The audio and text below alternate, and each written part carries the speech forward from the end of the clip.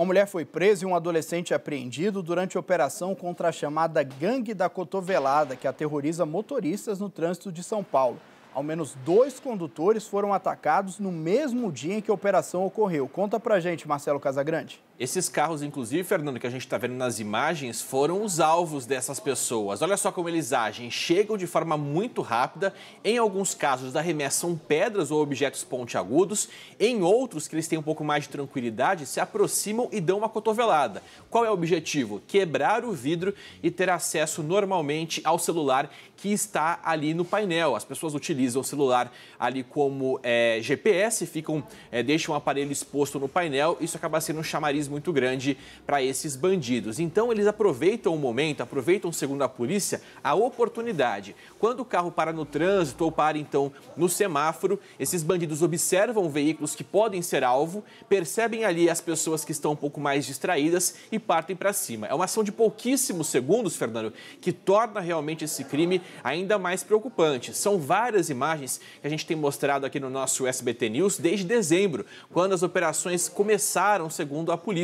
Claro, a gente começou a mostrar depois da estreia do nosso jornal no mês aí de janeiro, mas o SBT já mostrava esse assunto desde quando esses ataques começaram, viu? O detalhe é o seguinte, nessa operação específica de agora, uma mulher foi presa, está numa delegacia da cidade de São Paulo e vai passar por audiência de custódia ainda hoje, ainda nesta quinta-feira. Já o adolescente apreendido vai ser encaminhado para a unidade da Fundação Casa. A polícia falou que tem monitorado esses ataques que acontecem principalmente no centro expandido da capital paulista, mas os bandidos estão sempre de olho em outras regiões da cidade também. A polícia falou que essa ação não é pontual e que novas ações devem acontecer nos próximos dias. Inclusive, o delegado que investiga o caso gravou uma entrevista com a nossa equipe comentando sobre esse trabalho. Acompanhe. É por isso que a polícia mapeia todos esses pontos em que ocorrem essas modalidades de quebra-vidro para efetuar a prisão em flagrante desses indivíduos e a polícia militar faz o seu patrulhamento ostensivo. Os trabalhos continuam, as ações para evitar esse tipo de modalidade continuam, equipes da Polícia Civil fazem essas diligências, ficam em campana para justamente prender em flagrante esses indivíduos.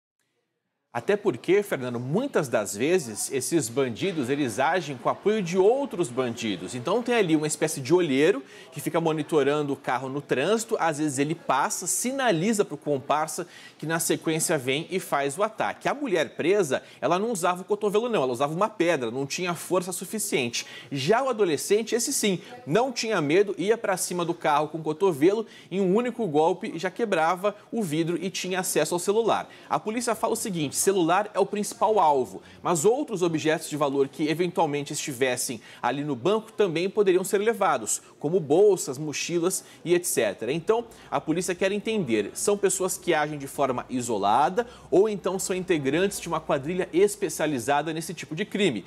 Porque os celulares a gente sabe que muitas das vezes são furtados em situações como essa e são ali absorvidos, são repassados para outras localidades que acabam fazendo a revenda de forma ilegal. Fernando. Marcelo, eu estou completamente em choque, eu fico cada vez mais espantado com o avanço da criminalidade. E esse aí é um crime contra o qual as vítimas não têm nem o que fazer para se precaver, né? Porque o trânsito em São Paulo muitas vezes para e aí você fica ali à mercê dos criminosos. Marcelo, obrigado pelas informações, eu sigo aqui.